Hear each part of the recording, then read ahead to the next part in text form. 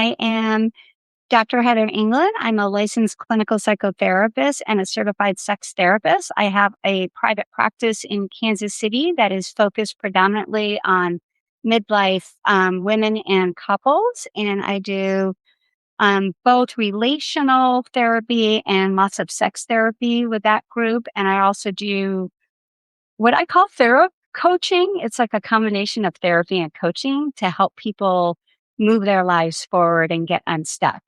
And I also have an online business called Love Filled Life, where I have courses on relationships and intimacy. And I'm so Wonderful. excited to be here with Simon. So, Simon, why don't you tell everybody about you? Sure. So I don't have the impressive list of letters after my name that you do.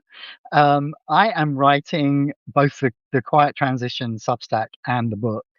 And as part of that, researching with experts and men with lived experience and women with lived experience about the menopause transition.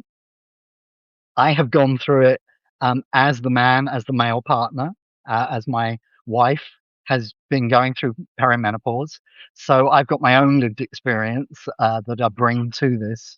But a lot of what I write is coming out of conversations with therapists like yourself, with other men and women going through this.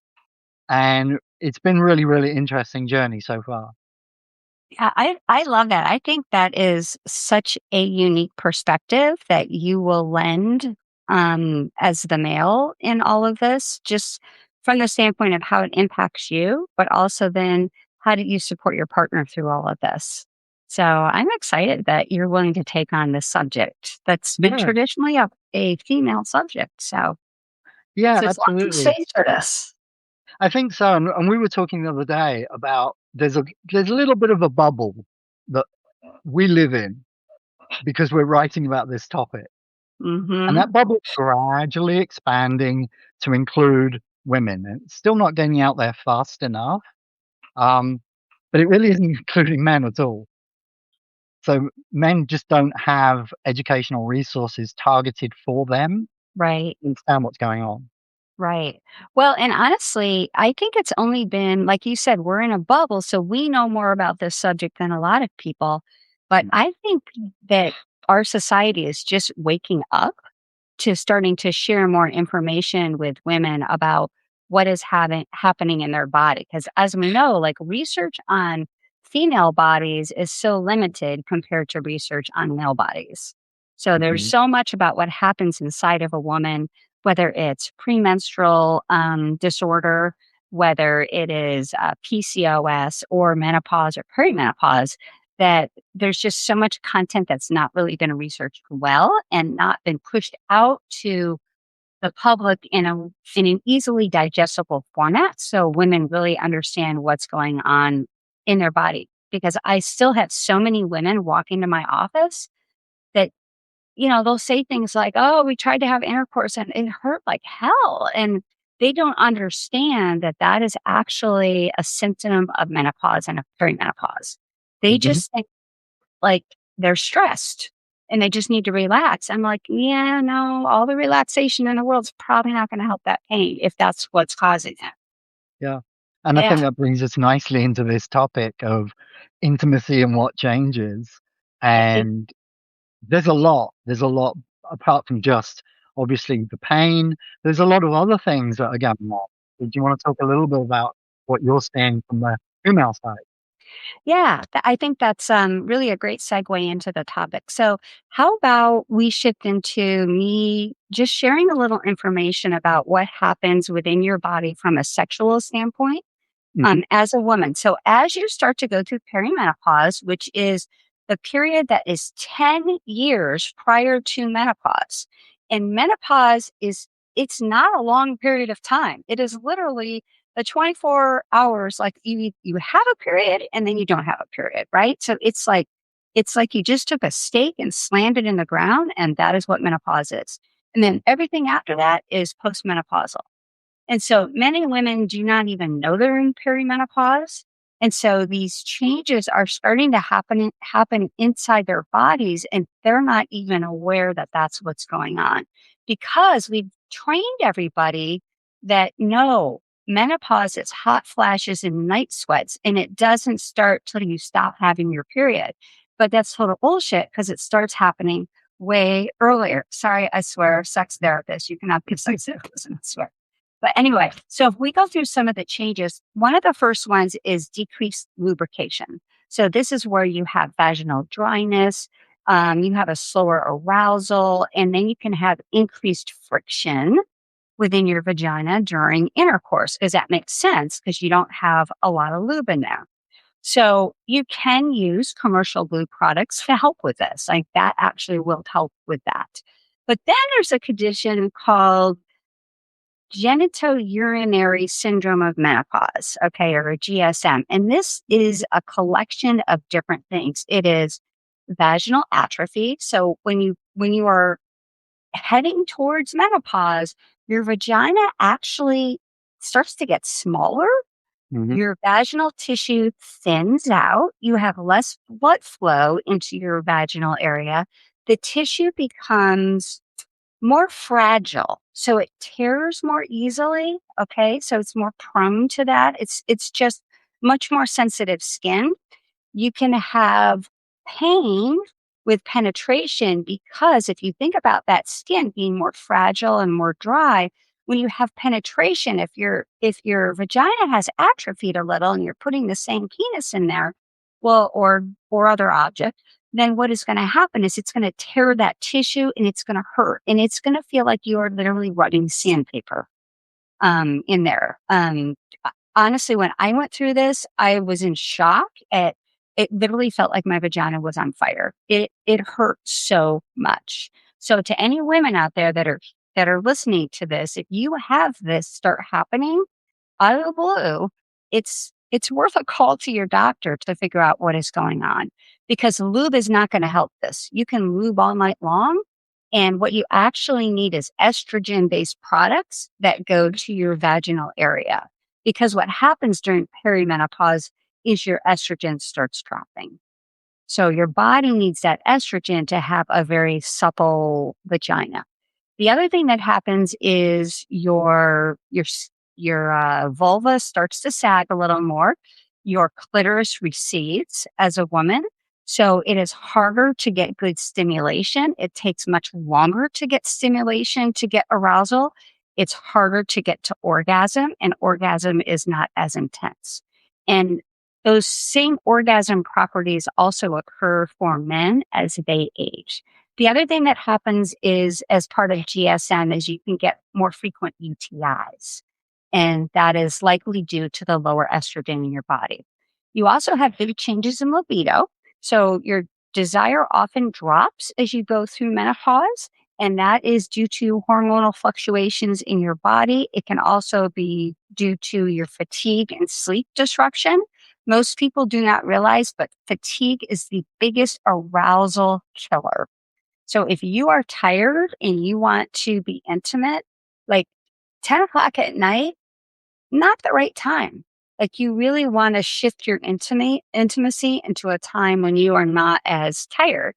As you go through perimenopause and menopause, you also have lots of body image concerns. So for women, this can also reduce their desire because they don't feel sexy in their body because their body is really changing. You can have a lot of stress. You've got a lot of changes in your body due to being an empty nester, maybe caretaking older parents.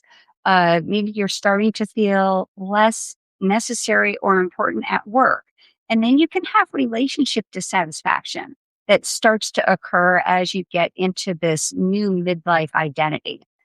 Desire shifts during, sorry, I'm just going to share all this information. I hope it's not too much, or I feel like I'm like holding a fire hose at everybody. Okay. But I think this Yeah. is important information for people to know, and then I'll be quiet. The other big piece that a lot of women and men don't understand is that, and I'm going to be gendered here, men typically have something that we call spontaneous desire. Out of the blue, they're thinking Mhm. about sex. They get horny. They want to have sex. Women tend to have a little more of that when they're younger. And in the beginning of a relationship, when everything is new and fun and you're flooded with lots of dopamine, then women do tend to initiate more. But as time goes on, women shift, especially during perimenopause, into what we call responsive desire. So they don't feel a lot of sexual desire. So they are not going to be spontaneously initiating sex. So what they feel is responsive desire. So once you start touching them, once they start feeling close and connected to you, once they start kissing you, they will start to respond with desire. So that is a huge shift because a lot of women think they don't have desire because they're waiting for that old type of desire to show up in their life. They're waiting to just be sitting here thinking spontaneously, I am horny. I want to go find my partner. But that's not how it works.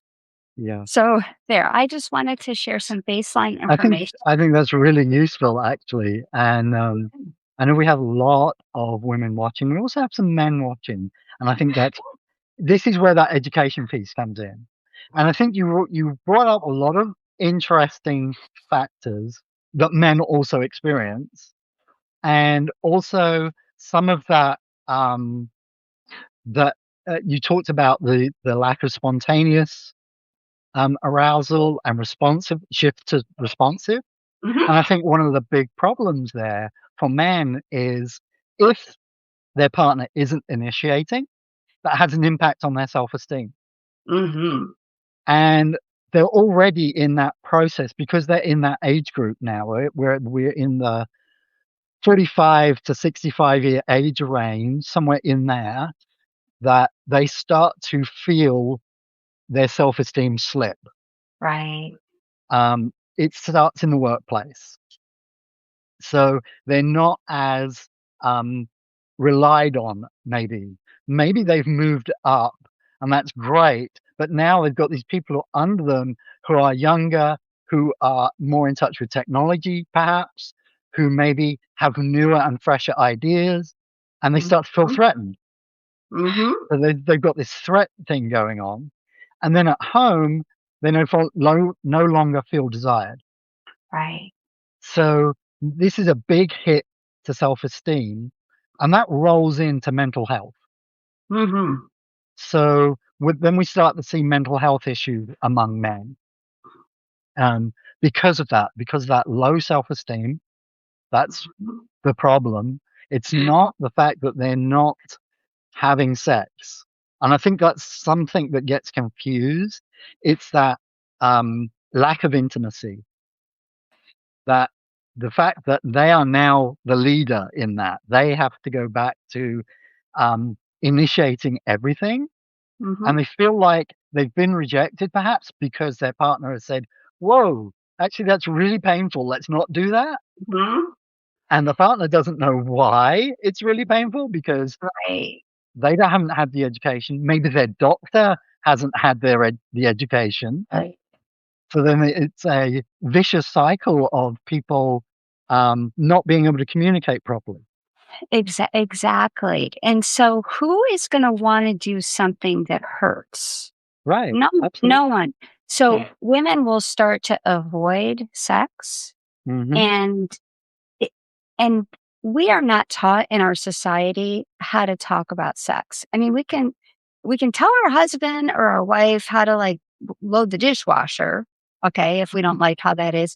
But when it comes to talking about our sex life, we shut down. We're awkward, we're embarrassed. It just doesn't it's shaming. It doesn't feel right.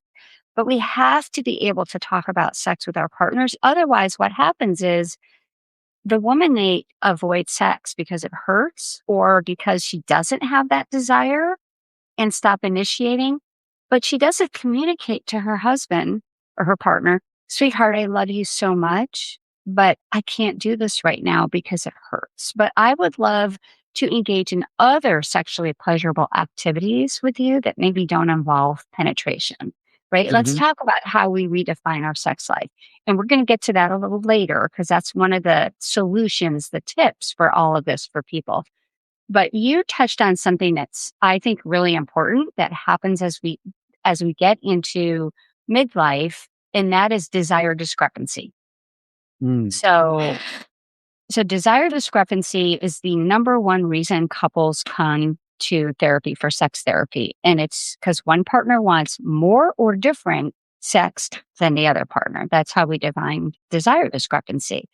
And what happens is typically, and I'm going to be gendered here and stereotype, typically the male wants more sex for all these reasons we just talked about than the female. And so he's getting rejected all the time. And you were spot on when you said rejection. And many men use sex to feel desire, to feel good about themselves. It is a self-esteem Mhm. builder for them. Mhm. So when their partner no longer wants them that way, they feel unwanted. And what I hear often from men is, "I'm not valued for me. I'm not wanted for me. I'm just seen as the person that pays for everything, the Mhm. person that goes out and has the job and is responsible financially for everything. But who I am isn't desired." And Yeah, that really hurts. I think that's very true, and I think it goes beyond just the self-esteem piece because I think men also use physical intimacy as a barometer. Mm, How good is our relationship right now?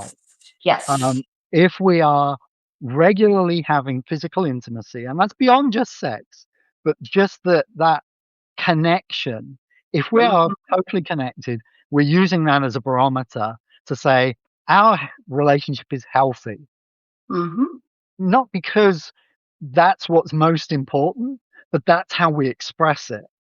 And that's how we think it should be expressed to us.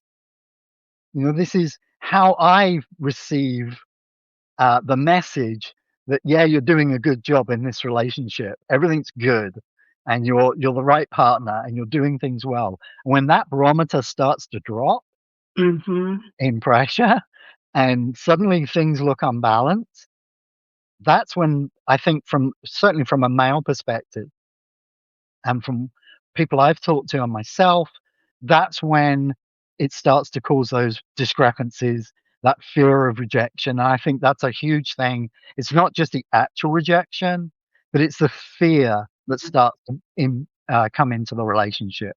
The fear of rejection, the fear of saying the wrong things. Because yes, we're also talking about intimacy, but we're also talking about those other changes, mood swings, sleeplessness. These are all other things that men notice first, sometimes before their partner. Right. And they Yeah. don't necessarily have language to say, why are you awake at 3 a.m. staring at Mhm, the ceiling? Like, mhm, this is disturbing my sleep. mhm. And so Yeah. that also feeds into desire. I mean, as you said, fatigue, which is caused by these sleepless nights and the hot flashes. Who's gonna want to have intimacy? Who's gonna want to have closeness even? Right. Just physical closeness, can be a rejection.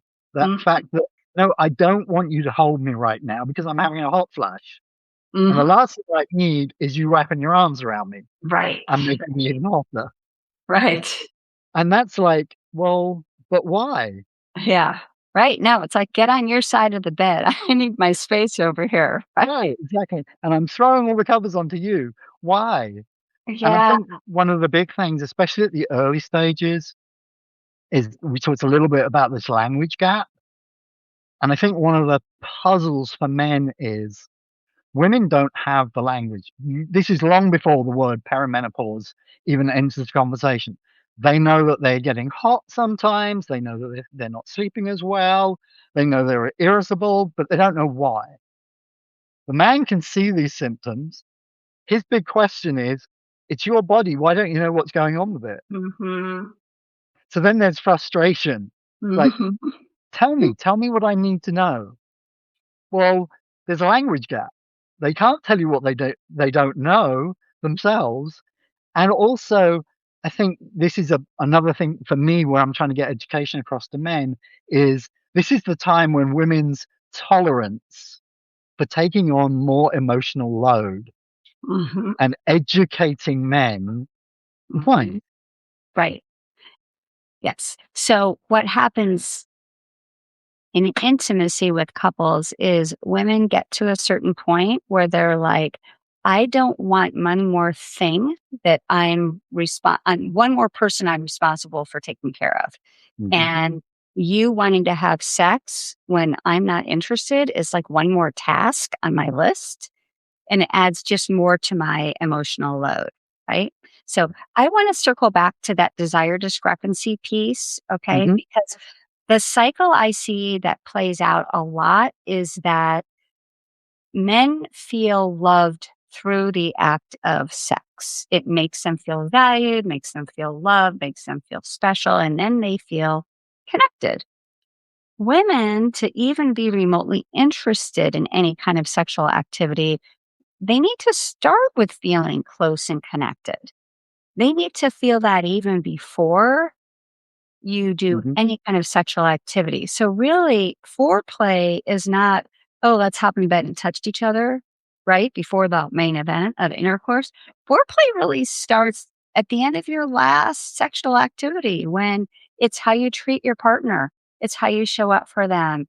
Do you show them empathy when you can see they're upset? Do you ask them about their day? Do you ask them how you could help make their day better? It's all of those different Hmm. pieces. But when couples start to have this desire discrepancy in midlife, what I often see is that the higher desire partner will start to put more and more pressure on the lower desire partner to be intimate. Okay. And sometimes that pressure is explicit. Sometimes they don't even realize they're doing it. It's more implicit. It might be a lot of sexual touches at the wrong time. Like she's Hmm. doing the dishes. It's out of context. It's like, I'm doing the dishes. I've got 8,000 things on my list of things I need to do. Stop grabbing my butt.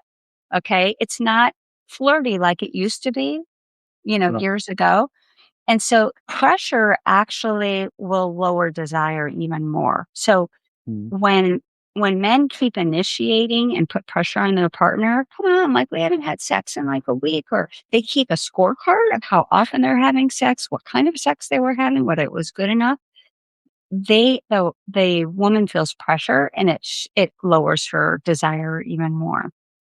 Okay, Yeah. and I always tell women not to do anything if they don't have full consent for it. If they're not in the mood, say no, because otherwise, if you have sex when you really don't want to, you actually will end up lowering your desire. It works against you.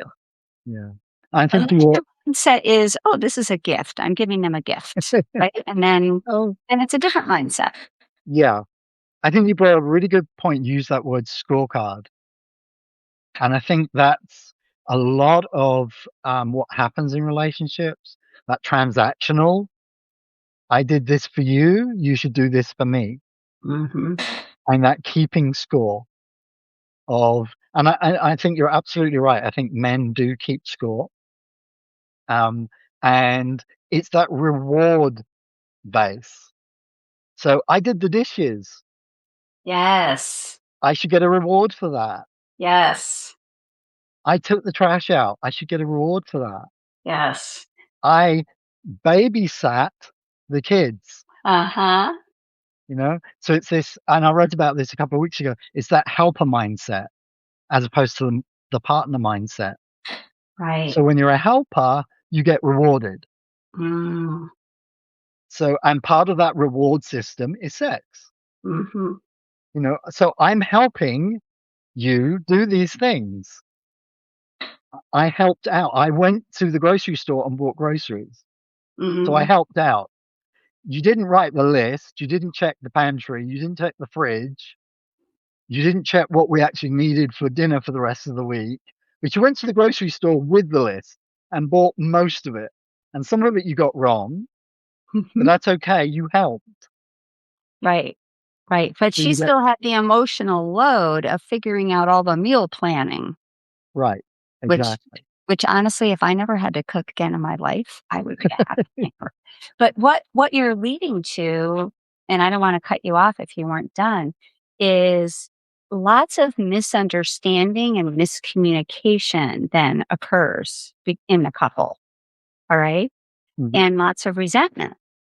And the more that keeps occurring, the more the couple will pull apart and disconnect. Right.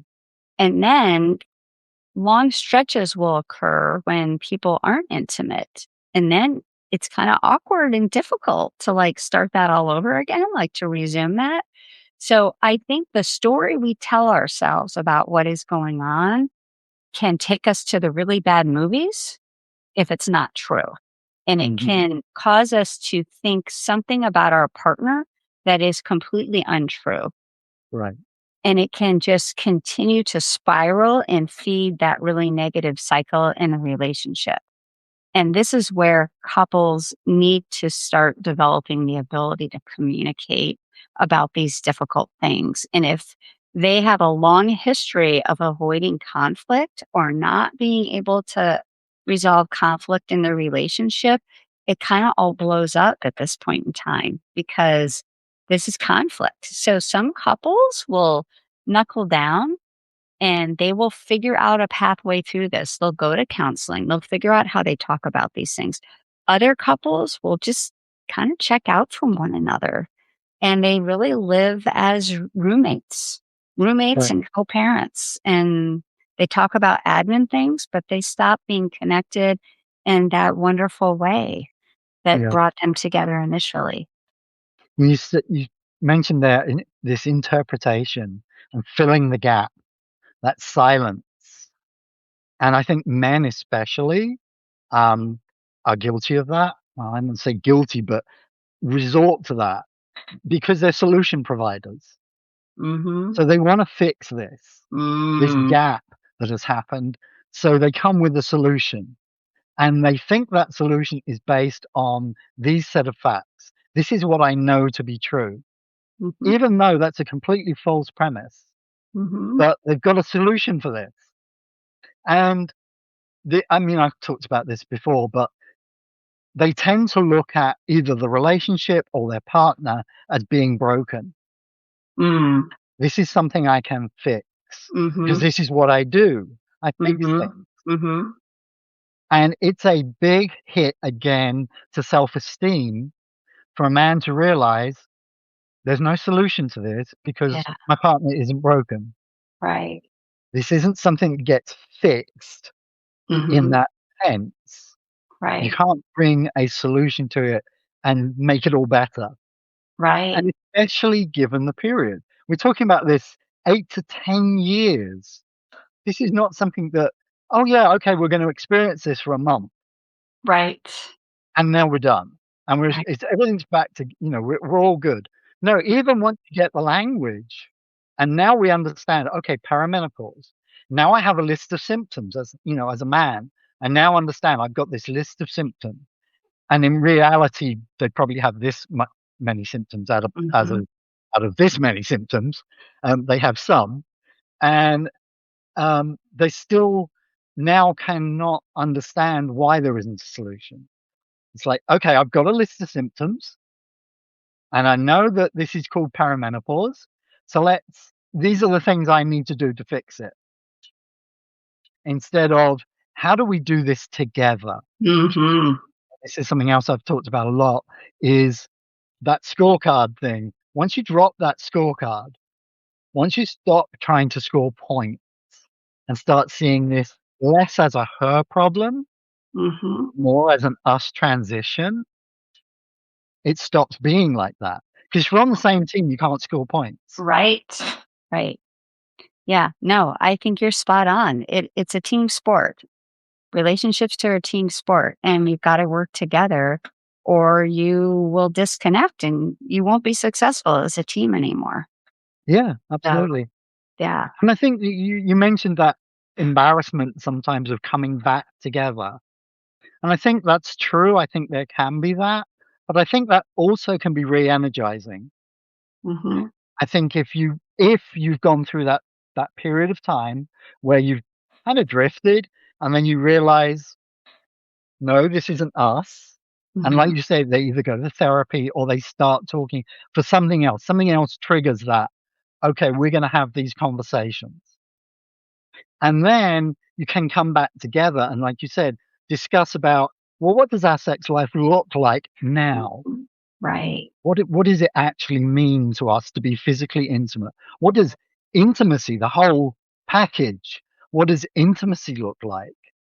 And I think, we talked about emotional load, and I think that's part of intimacy. Or, I think that that is part of intimacy. Yeah, I think that emotional intimacy is so tied to physical, sexual intimacy, right? And because emotional intimacy is that feeling of being close and connected to your partner, that you can talk to them about anything and they're going to be there for you. Hmm. And so emotional intimacy does lay a foundation for a good relationship, which all good sex is built on a foundation of a close and connected and a healthy relationship of mutual respect.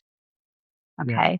So I think that you hit on a really good point, Steph, and and that is that when you go through all of this, if you want to be successful on the other side from a sexual standpoint, and I'm just going to speak to the sexual piece, you have to have the emotional intimacy, you have to communicate, but you have to redefine sex in a way that is workable for you as a couple. Because in midlife is a time when it's not just women starting to have sexual issues. The incidence of erectile dysfunction goes up quite dramatically during this time frame.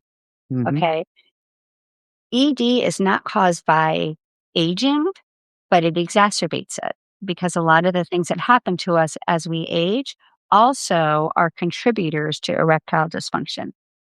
And it just takes one experience of ED to then set up a cycle in the guy's head of what we call spectatoring. Oh my gosh, am I going to be hard? Am I going to get hard enough? And they might have that first incident when their wife is having pain and they feel Hmm. like they're hurting them. So now they're a little afraid the next time. And anytime a man is feeling anxiety, all that blood goes out of his penis and goes to the other major organs in his body. It's how our bodies are wired. So when you are actually anxious, you can't keep an erection. So what happens when guys start to have ED is they feel such shame about it, and they haven't created a sex menu of other things they can do besides intercourse. So if a couple's sexual template is always, let's touch each other a little and then we go straight to intercourse, well then if you don't have a hard penis, like you can't do that. You're unsuccessful, right? Or if there's too much pain with penetration, you can't have intercourse. So we make a mistake in our society of defining sex as intercourse. Sex is not intercourse. If we can redefine it away into anything that is pleasurable and connecting, then we have expanded our menu of what sex can look like for a couple. And couples who are sexually active the longest with each other are couples who have redefined sex. That's what all the research shows, into things that are pleasurable and connecting. The thing about ED that happens a lot is when she's having pain, she avoids sex. When he starts to have ED, he avoids sex too. But he also starts to avoid any kind of physical touch that might have led to sex in the past. So he stops hugging his partner. He stops really giving her a good kiss. He stops going out on romantic dates that then would have led to sex in the past. He might stay up later at night watching TV in his chair because he doesn't want to go to bed at the same time and have the pressure of having sex. Just like she may do a lot of those things when she's avoiding intimacy. Yeah. So you've got two people, they're trying to do their best and they don't understand what's going on in their bodies or how to fix it. So communication is key, and emotional intimacy is a huge part of that communication. But then redefining sex into pleasure and connection that is a secret sauce of being able to have good sexual intimacy in midlife and beyond.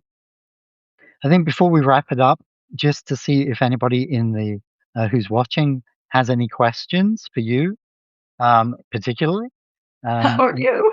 just put them in the chat, and we'll see if we can answer them for you. And I don't think I can see the chat. I think I it just can. comes to you as Yeah, the host. Yeah. yeah.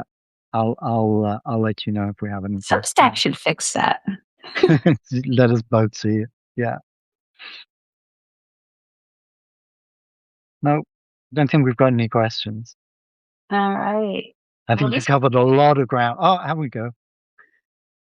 So Laura says, my experience is that my husband is aroused in the morning when things happen naturally for him, and I'm more apt to be aroused in the evening with a glass of wine. So on the weekend, I have a mimosa in the morning. Oh, Laura, you're the bomb. Yes, morning wood is more likely for men, right? Even guys with ED issues will oftentimes still have some morning wood. So that's a good time for a male to want to have sex. But I think you're doing what you need to do, Lori, to transition yourself into feeling sexual. Because yeah, I love you too, Lori. She's one of my buddies. Um, what we don't realize as women is if we have low desire and we're not getting spontaneous desire, we have to do something to transition ourselves from the person standing at the sink doing the dishes to the person who is being sexy in the bedroom. Okay, so you have to do that however way you can transition yourself into that sexual space. It might be thinking about sex. It might be doing like what Ori's doing, having a mimosa because hey, it decreases your inhibition and it relaxes you. So I say you pull out whatever you need to do to get yourself in the mood. Hmm. Yeah, and I think you talked about this discrepancy in desire. I think as well, it's also there's a pressure, believe it or not, from men on themselves to carry on that persona of being sexy, even when they get up in the morning, they look in the shaving mirror, and that's not the 30-year-old face they expect to see. There's lines, there's sagging, there's gray hair, all the things that we think of as, being the domain of women. But men recognize those things too. And then it's like, yeah, I don't know. I mean, well, I'm softer in the middle than I used to be. I'm not as toned, maybe. Am I really sexy? You know, and then we've got this discrepancy of I want to have sex, but does she not want me because I'm not sexy anymore? Right. Maybe they've been together 20, 30 years Yeah. and they had this long-term relationship. Maybe they've been together recently and it's starting to get into a normalized routine. Mhm. And now it's like, well, am I not sexy anymore? So I think that happens for men as well. I think we see that amongst ourselves. We're not um, seeing ourselves as we used to be, that Yeah. young guy. Right. Well, and I think we objectify bodies so much in our society, like of Mhm. what they're supposed to look like and what we see in the media and advertisements. It's Yeah. not real bodies. Right. Exactly. Yeah. Yeah. Do you remember Jamie Lee Curtis? I don't know if any Mm. of listeners remember this. Jamie Lee Yeah. Curtis did this awesome ad where like she actually was photographed in underwear showing what a middle-aged body looks like. And I mean, Hmm. she's beautiful, but Hmm. I loved it because she normalized women's bodies, Yeah. Yeah. right? Absolutely. Yeah. So I don't think we have any other questions. So Heather, this was amazing. Thank you it so was much for your great. time. It was great. It was a Yeah. great conversation. All right. Well, Thank you, everybody who joined. It was great to have this kind of audience for us. And hopefully we can do this again. yeah, I would love to. All right. Good night. Bye. Good night, everyone. Bye bye.